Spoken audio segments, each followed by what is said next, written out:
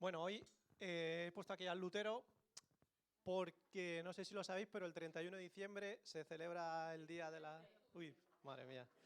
Es que yo también tengo la cabeza ya en otras cosas.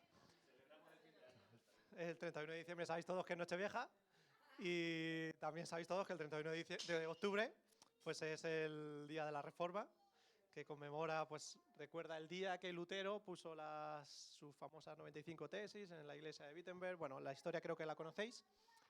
Entonces, hoy de alguna forma lo recordamos. Y diréis, pero eso es una fiesta, ¿no?, como Halloween, así, importada, eso que nos tiene a nosotros.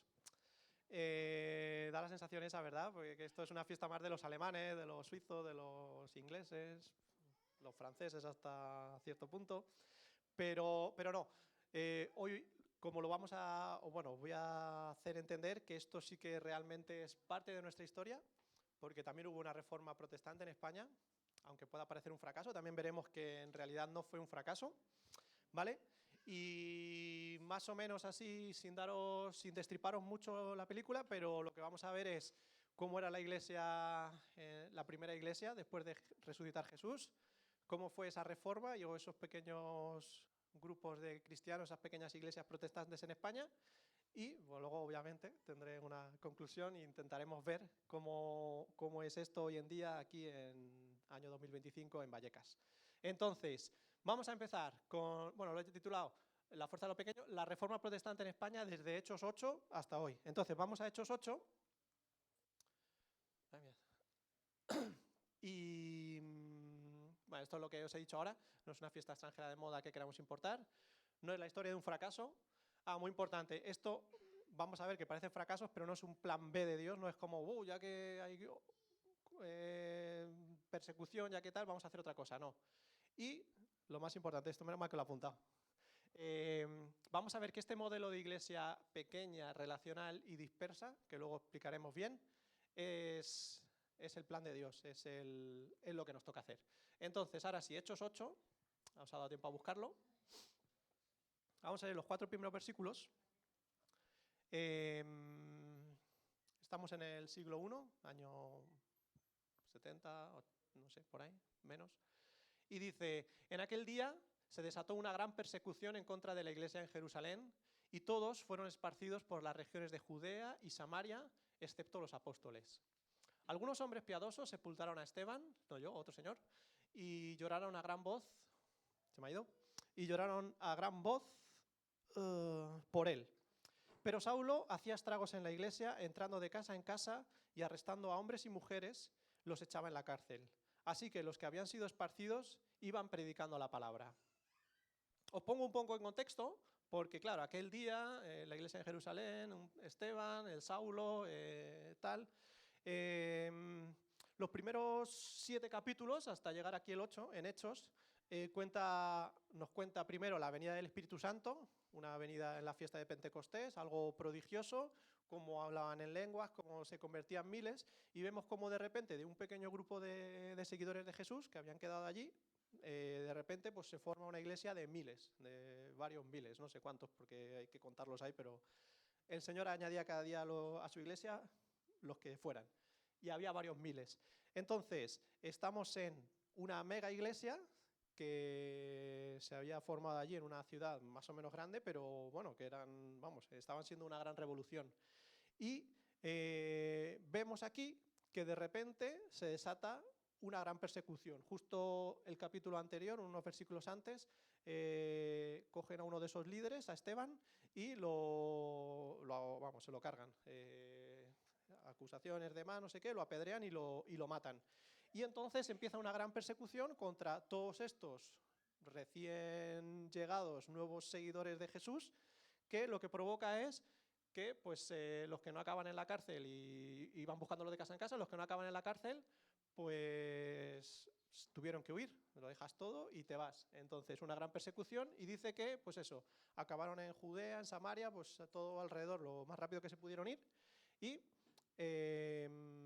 una cosa muy importante, dice que todos los que habían sido esparcidos iban predicando la palabra. Y aquí me quiero detener un poquito, porque voy a hablar mucho de esto de si parece un fracaso o no parece un fracaso, porque todos estos fracasos no son fracasos. Y siempre que os lo diga, la respuesta es no, ¿vale? No sé, o sea, si alguno dice sí, siempre va a ser no, ¿vale? Os lo aviso ya. Entonces, esto fue un nuevo fracaso. Ya habían tenido el fracaso de que Jesús moría. Ese sí que no lo sabemos, ¿no? Spoiler fácil cuando lo lees. Jesús se muere y es como, hola, chaval, y todo lo que estábamos aquí siguiendo, ¿ahora qué hacemos? Se quedan ahí un poco, ¿no? Luego resucita. Ya también estaban, no sé yo cómo estaban de animados, pero los que habían quedado allí en Jerusalén, como que eran muchos días desde que Jesús había resucitado, allí no pasaba nada, de repente sí, viene el Espíritu Santo y pasa. ¿Y ahora qué pasa? ¿De nuevo otra vez un fracaso? Yo creo que no. Mi tesis hoy, a ver si me la compráis, es que esto era el plan de Dios. El plan de Dios no era una mega iglesia que estuviera en Jerusalén, donde atraía a la gente que venía de peregrinación a las fiestas. Era Pentecostés, era los judíos que estaban donde estuvieran, tenían que venir a Jerusalén, bueno, no todos, pero los que pudieran, iban a Jerusalén y celebraban la fiesta en Jerusalén, era lo guay. Entonces, una mega iglesia así es genial, porque vienen los judíos, les predica, se convierten y eso crece. Una mega iglesia atrae, ¿no? Una institución además súper chula. Pero aquí lo que pasa, el patrón que vamos a ver que se repite es, viene ese Espíritu Santo, la iglesia crece muchísimo, ese pequeño grupo crece muchísimo, ¿y qué ocurre? Hay una dispersión. Y una dispersión además, sí es verdad que los apóstoles se quedan allí en Jerusalén, pero todos los demás, los seguidores de Jesús, son esparcidos por todos los lados y ¿qué empiezan a hacer? Dice que iban predicando la palabra. Y el modus operandi era el mismo que habían tenido en Jerusalén. Ellos se reunían en casas y luego es verdad que iban al templo todos juntos, por los miles, o yo no sé cómo lo harían, pero allí tenían su reunión como más institucional. Pero ellos estudiaban la palabra, o bueno, estudiaban lo que les decían los apóstoles en casas y lo compartían. Tenían esas minicélulas o mini iglesias, o unas áreas más grandes, otras más pequeñas en Jerusalén. ¿Y qué pasó cuando fueron esparcidos? Pues la dispersión está. Hicieron lo mismo. Ellos, donde caía un cristiano, pues allí había un grupo, una iglesia, Hay un montón de textos que no me los voy a leer, pero si os recordáis, si habéis leído el Nuevo Testamento, en las epístolas, sobre todo sale mucho lo de saluda a la iglesia en casa de no sé quién, saluda a no sé quién y a los que se reúnen en su casa, o a no sé quién y a la iglesia o tal, o a los que, ¿no? Esas familias o esas iglesias que estaban en casas. Y esto me lleva a pensar, ¿no? En ese contraste entre la mega iglesia que atrae hacia sí y esos grupos pequeños que salen hacia afuera, ¿no? De hecho, el nombre de iglesia viene de ahí, ¿no? Los llamados afuera. Entonces, mi teoría es que Dios no nos llama a una mega iglesia que atraiga hacia sí, sino hacia un grupo pequeño que salga hacia afuera. O bueno, un grupo que salga en grupos pequeños hacia afuera. Y diréis, qué bien, justo lo que estábamos hablando todos estos días, ¿no? De los modelos tal, lo traes ahí como un poquillo con calzador. Otra cosa que me gustaría compartiros de estos primeros grupos es que, y por qué creo que es el plan de Dios, es porque siempre era así. No sé si os acordáis, pero en Lucas 9, cuando Jesús todavía estaba con los discípulos, estaba con los 12 y les dice, o sea, les reúne y dice que les dio poder y autoridad y que los mandó a las tierras por las que luego iba a pasar él. Es un patrón, ¿no? Les da poder y les envía allí a predicar, a sanar, a proclamar el... Uy, le he dado, ¿no? No. Después, cuando vuelven, coge a 70, en capítulo 10 de Lucas, y hace algo parecido. Les dice, coge a esos 70, los pone de 2 en 2 y les dice, mirad, os he dado poder y autoridad, y los vuelve a mandar. Los manda de 2 en 2 y algo parecido. Y es justo lo que había pasado aquí. En Hechos 1 leemos, lo que Dios les había prometido es, Dios en Hechos 1:8 dice, recibiréis poder cuando haya venido sobre vosotros el Espíritu Santo y me seréis testigos en Jerusalén, en Judea, en Samaria y hasta lo último de la tierra. La idea no era que se quedasen en Jerusalén en una mega iglesia. La idea era que fueran a Judea y Samaria, como esta primera dispersión, pero que luego llegasen a Vallecas, a donde fuera, a lo último de la tierra, a América, que todavía no sabían que existía, ¿no? A más allá de la India, que no sabían que había allí. Entonces, no sé si todo lo tenía o no, pero el patrón que Has tocado, ¿no? El patrón que quería poneros es este, el de una iglesia. Bueno, ahora ha desaparecido.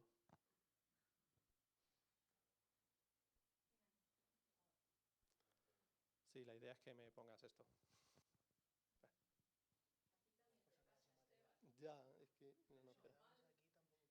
Aquí, ya está. Que han tocado algo, creo. Ahora.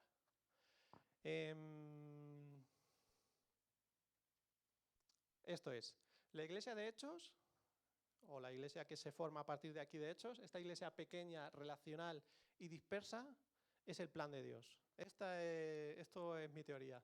Porque dice, bueno, el Espíritu Santo más Jerusalén, esto es una flipada, digamos que forma esa mega institución más la dispersión forma esa pequeña iglesia, y esa iglesia pequeña más ese compartir relacional, allí donde has caído, en tu círculo de amigos, en tu amistad, empiezas a compartir de una forma personal, relacional, el Evangelio, es lo que da a los testigos hasta los confines. Entonces tenemos ese Espíritu Santo y esos testigos hasta los confines. Esto es para los matemáticos, ya me estoy arrepintiendo de haberlo puesto. Pero bueno, vale, ¿me seguís hasta aquí? ¿Habéis pillado lo que os quiero contar de esa primera iglesia, verdad? Vale, porque ahora vamos a 1500 años hacia adelante, ¿vale? Estamos en el año 1500 y pico, los 1550, 1500 por ahí. Vaya rollo esto, ¿no? Los 1550 del siglo XVI, y es cuando Lutero pone sus tesis, se inicia toda la reforma en Alemania, eso se expande como la pólvora, Suiza, Flandes, Países Bajos, y obviamente llega a España, y en España también esto prende como la pólvora.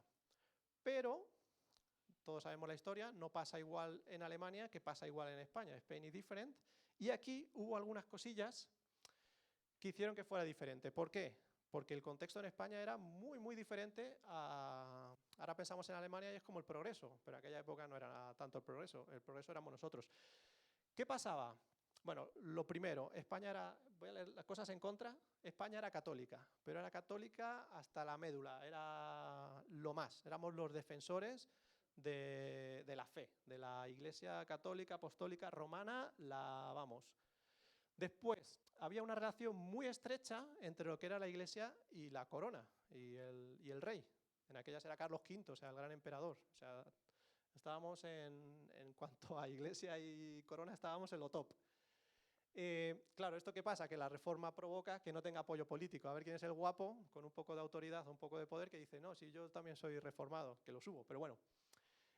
Y luego, otra cosa que ocurre es, claro, esto surge en Alemania, justo en los territorios que un poquito estaban ahí como más rebeldillos, que nosotros no queremos ser del imperio, que nos dejéis en paz, que queremos ser independientes.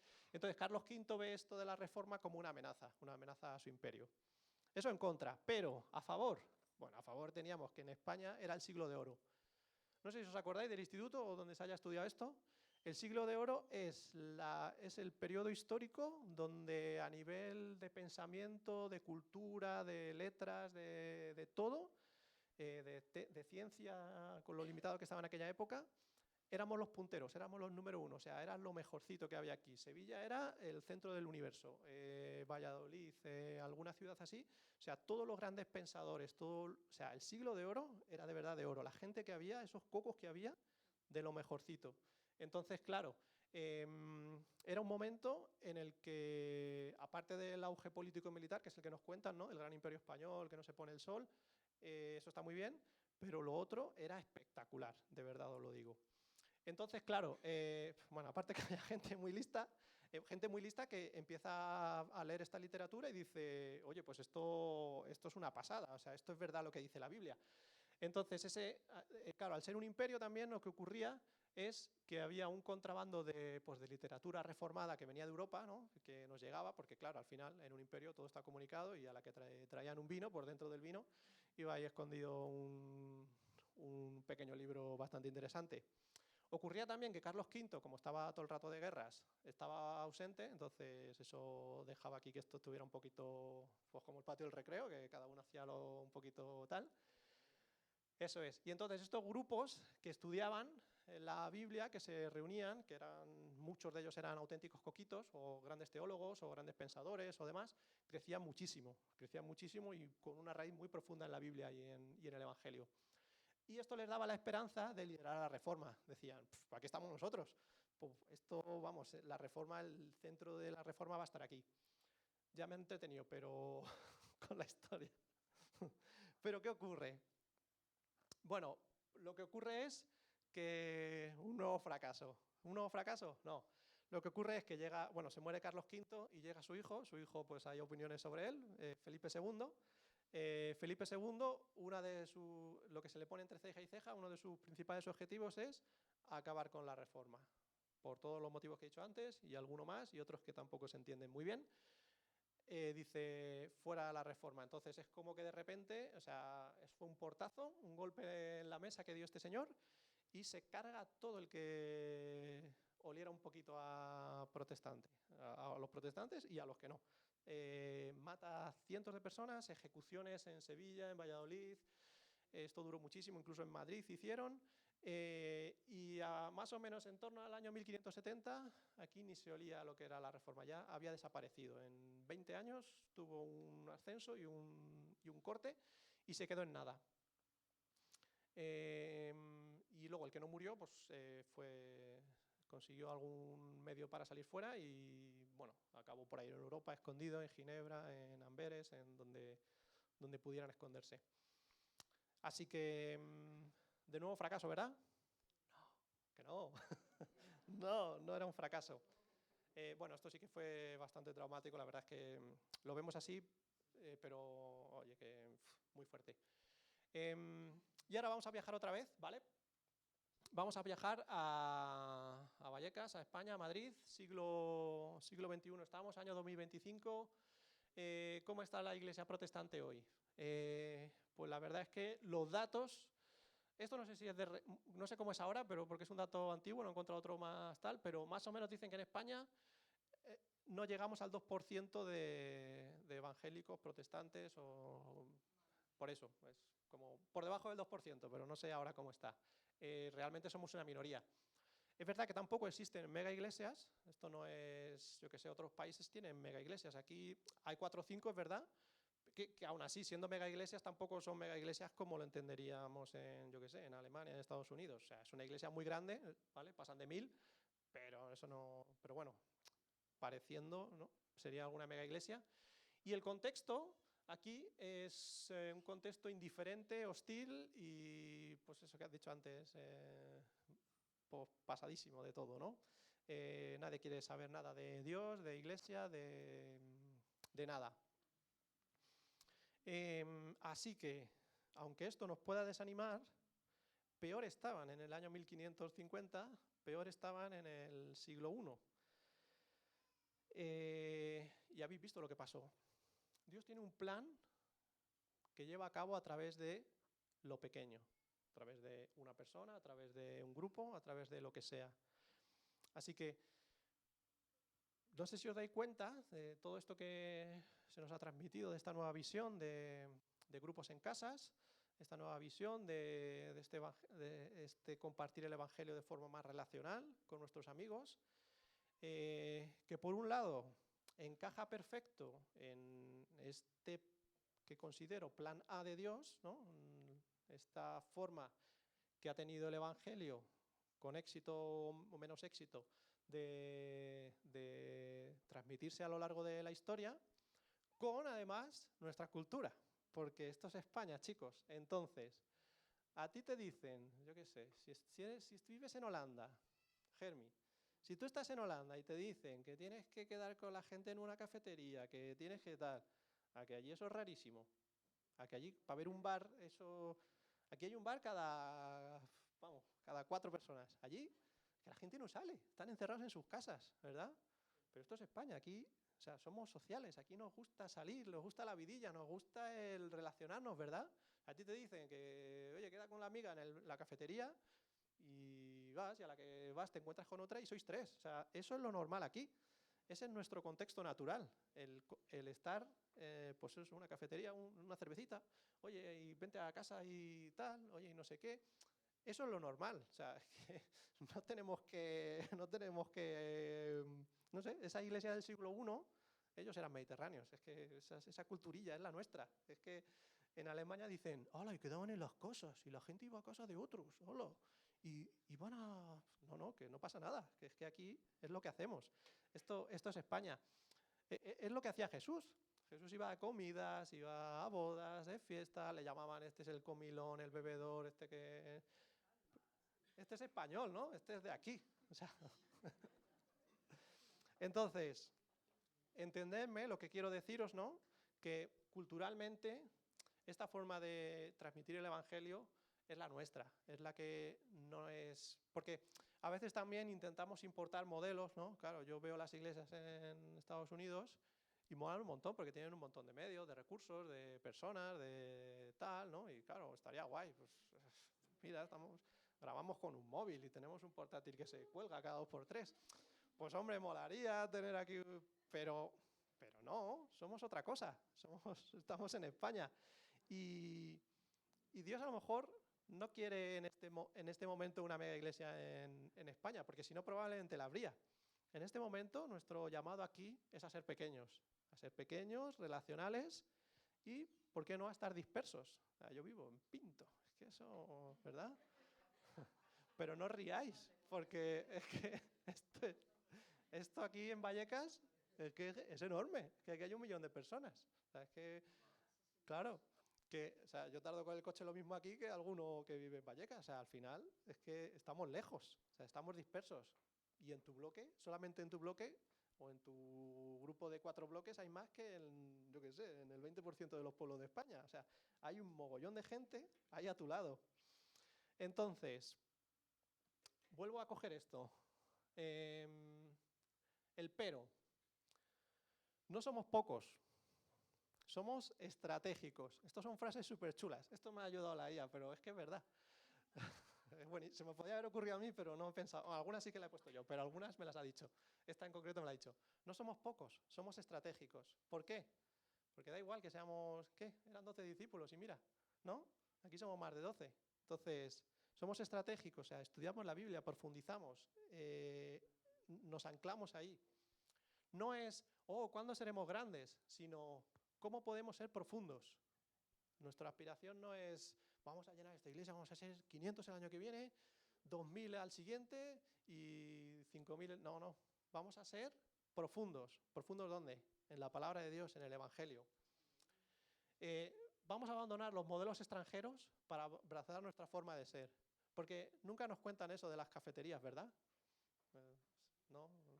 Bueno, es que hay países que incluso eso es hasta, claro, vas a ir a una... ¿no? Es que, a ver, en el contexto rumano, por ejemplo, sería feo, porque allí las cafeterías no son cafeterías. Bueno, ahora sí que hay más, pero es más un bar y es más para ir a emborracharte. Entonces, tú no vas a quedar con tus amigos en un bar para hablar de Jesús. Entonces, es verdad que contextualmente no puedes poner eso. Mira, un método de evangelización, vamos al bar. No. Pero en España sí que se puede. Y nuestra pequeñez no es un defecto, sino una fortaleza bíblica. Esta sí que se me ocurre a mí. No es un defecto ser pocos, ¿no? Ser pequeños. No pasa nada. Pues seguimos aquí con el proyector que se nos cuelgue. No pasa nada, porque esto es una fortaleza bíblica. En el siglo I no había proyectores y en el 1500 tampoco, pero no hacía falta. Y hoy en día lo usamos, nos aprovechamos, pero no nos hace falta. Así que he ido como una moto, pero sí que había preparado unos puntos de una conclusión. Bueno, si no quiere, pues nada. Vale. Ahora le he dado 2 veces. Bueno, ahora volverá, ya está.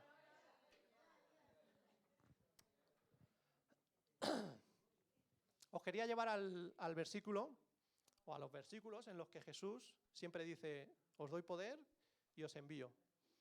Porque recibimos poder, antes ahora os de eso, que Dios mande su Espíritu Santo, que mande su poder, y recibimos poder para ser pequeños, ¿vale? Recibimos poder para ser pequeños, relacionales y estar dispersos. Porque a esa iglesia del siglo I fue así. Y para nosotros, yo creo que salvando las distancias, está siendo así. Y Ni los primeros cristianos ni los reformadores españoles vieron el éxito en vida de su trabajo, pero sí que plantaron semillas. Esa gente, muchos murieron y puede ser que por nada, yo creo que no. Somos esos descendientes espirituales, ¿no? Así que no te preocupes si no tienes éxito. El éxito, eso sí que éxito igual que antes fracaso. Son palabras que no son iguales, ¿vale? ¿Fue un fracaso aquello? No. ¿Es un éxito? Sí, aunque a ti te parezca que no. Que nosotros somos parte de esa continuidad histórica, que después de tantos años seguimos aquí y Dios es fiel. Entonces, a ver, a lo mejor no tenemos ese poder, ese mover del espíritu del siglo I, no tenemos esos coquitos del siglo XVI, pero aquí estamos, que no somos de menos, ¿vale? ¿Qué más cosas? La fidelidad importa más que los resultados visibles. Fidelidad es lo que pide Dios, ¿vale? No te pide un número como tu jefe. Tienes 15, tienes que llegar a 16. Pide fidelidad. Dios no nos llama al éxito numérico, sino a la fidelidad. Ser fieles en lo pequeño, recordadlo. Abrazar el modelo bíblico, no las modas evangélicas. Tener mucho cuidado, pero bueno, ya os lo he dicho antes. Y ver nuestra pequeñez como fortaleza, no como debilidad. También lo dije antes, recordarlo. Otra muy importante que se me ocurrió es no esperar a saber más. Todos estamos pensando en formarnos, en más. Los que estáis haciendo ahora el Yo Voy, os lo dirán. Comparte desde donde estás. Esto es un camino. Nunca vas a saberlo todo. No sé, ¿quién sabe más aquí de teología? ¿Sabéis todo? A ver, los pastores, que soy... No, ¿verdad? Sí que lo saben, ¿eh?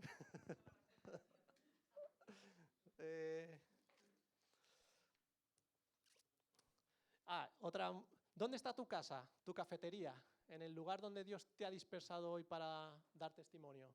Identifícalo, porque a veces cuando hablamos de casa, a lo mejor no es tu casa, es la casa de tus primos, que vas mucho allí, hay mucha gente.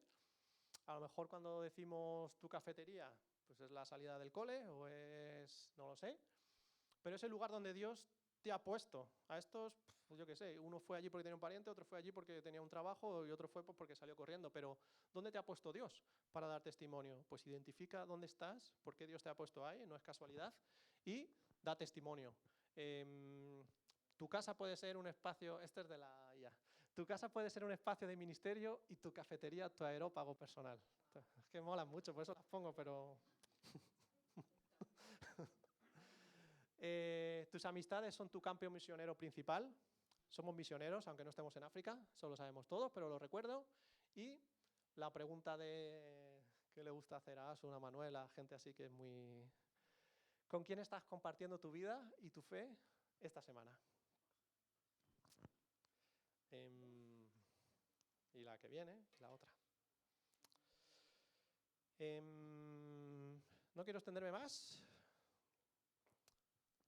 Tenía dos cosas, pero una... Es que es el día que hace hambre, porque... es que fijaos dónde está mi cabeza, o sea... Es que me estaba acordando de Alicia porque la he visto y he dicho, es que otros años hacemos la fiesta, sabéis que luego hay cervecitas, hay salchichas, hay tal... Y claro, hoy es el día que han cambiado la hora y ¿a que no os ha costado levantaros? Pero a que ya tenéis hambre. Es que es verdad, es que... Entonces, yo estaba pensando en las salchichas, y claro. Pues mira, si me dejáis, os leo una cosa.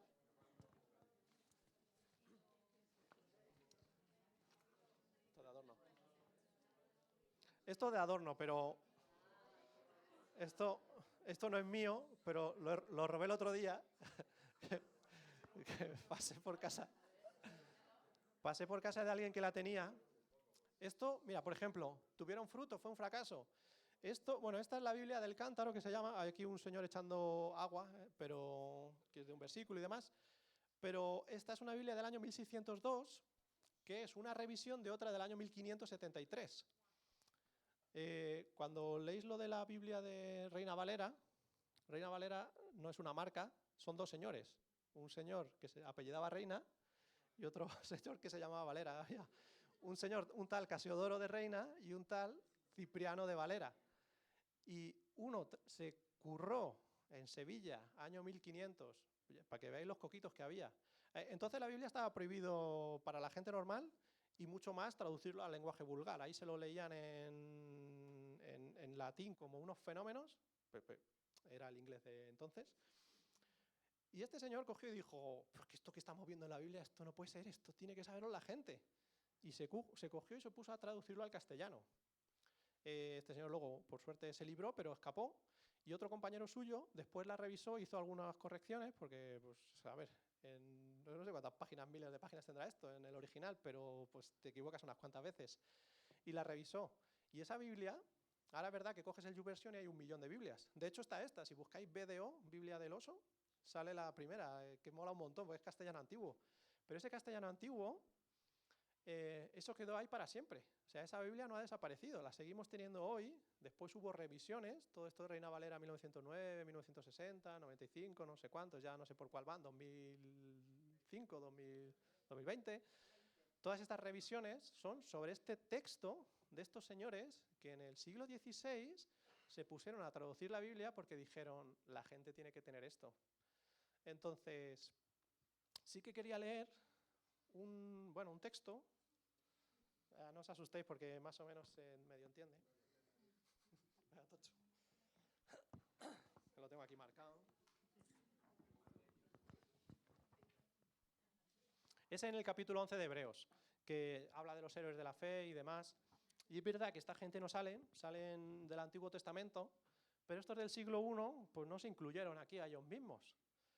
Y los del siglo XVI pues tampoco, porque como esto lo dejaron de escribir ahí, pues tampoco sales tú, pero en parte sí, porque al final, a capítulo 11 es que sale en X palito. Entonces, me estaba liando con el X palito. Digo, si no hay 32, vale. Dice en Éxodo, madre mía, en Hebreos 11:32. Lo podéis buscar, pero no, yo lo voy a leer un poco diferente, se parece bastante, para que veáis lo poco que se equivocó este señor. Y dice, ¿y qué aún digo? Porque el tiempo me faltará contando de Gedeón, de Barak, de Sansón, de Jefté, de David, de Samuel y de los profetas. Y aquí viene, que por fe ganaron reinos, obraron justicia, alcanzaron promesas, taparon bocas de leones, apagaron fuegos impetuosos, evitaron filo de cuchillo, convalecieron de enfermedades, fueron hechos fuertes en batallas, trastornaron campos de enemigos extraños. Las mujeres recibieron sus muertos por resurrección, unos fueron estirados, menospreciando la vida para ganar mejor resurrección. Otros experimentaron vituperios y azotes y allende de esto, prisiones y cárcel.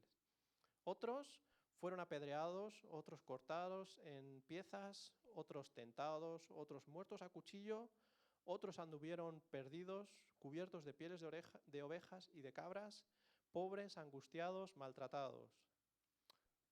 Este es muy bonito. De los cuales el mundo no era digno.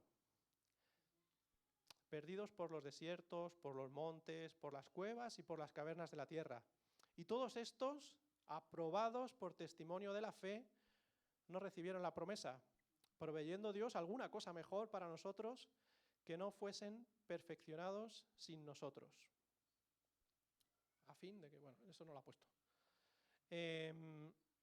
Esta gente no vio el fruto ahí en su momento, en su día, estando donde estaban, pero salen ahí, en el capítulo 11. Y me hacía ilusión leerlo por ellos, por todos. Así que hasta aquí.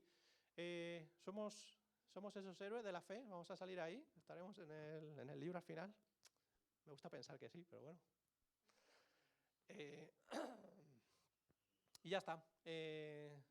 Había pensado cantar Castillo Fuerte. ¿La tienes ahí? Ya, es que me ha fallado eso también. Pero no hace falta. Hasta aquí esto es todo. Solo os quería animar. Porque hemos recibido el poder del Espíritu Santo. ¿Para qué? Para ser testigos.